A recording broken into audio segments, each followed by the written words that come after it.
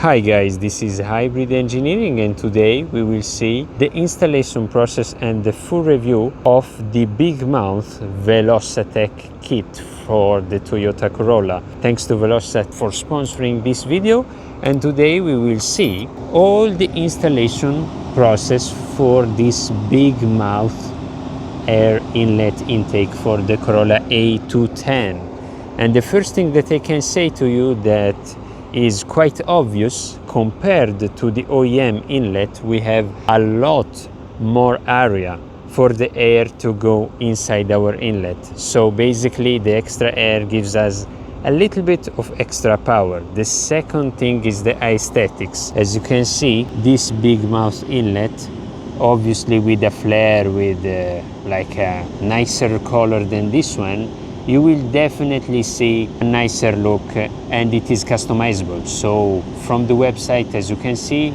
you can choose any color you want for the flare.